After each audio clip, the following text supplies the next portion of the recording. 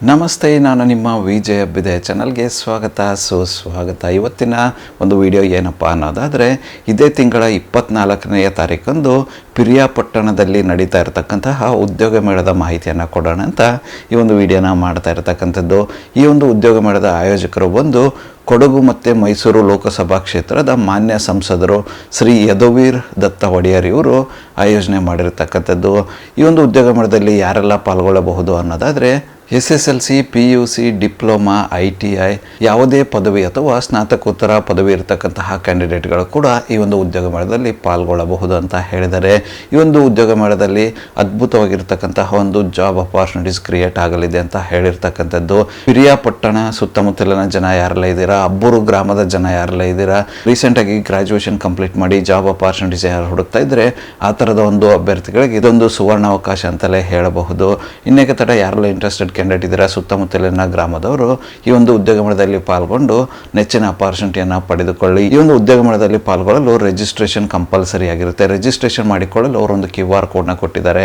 ಅದನ್ನು ನನ್ನ YouTube ಪೋಸ್ಟಲ್ಲಿ post ಮಾಡಿರ್ತೇನಂತೆ. ಆ ಒಂದು QR ಕೋಡ್ನ ಸ್ಕ್ಯಾನ್ ಮಾಡೋದ್ರ ಮೂಲಕ ನೀವು ಈ ಒಂದು ಉದ್ಯೋಗ ಮೇಳದಲ್ಲಿ ರಿಜಿಸ್ಟರ್ ಮಾಡಿಕೊಳ್ಳಬಹುದಾಗಿರುತ್ತೆ.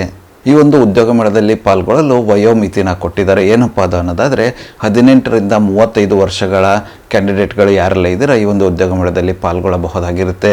ಅವಾಗಲೇ ಹೇಳಿದಂಗೆ ಈ ಒಂದು ಉದ್ಯೋಗ ಮೇಳ ನಡೀತಾ ಇರತಕ್ಕಂಥದ್ದು ಇದೇ ತಿಂಗಳ 24/6/2026 ಅಂದರೆ ಜೂನ್ 24ನೇ ತಾರೀಕಂದು ನಡೀತಾ ಇರತಕ್ಕಂಥದ್ದು. ಸಮಯ ಬಂದು ಬೆಳಗ್ಗೆ 8 ಗಂಟೆಯಿಂದ ಸಂಜೆ 4 ಗಂಟೆವರೆಗೂ ಈ ಒಂದು ಉದ್ಯೋಗ ಮೇಳ ನಡೆಯಲಿದೆ ಅಂತ ಹೇಳಿದ್ದಾರೆ.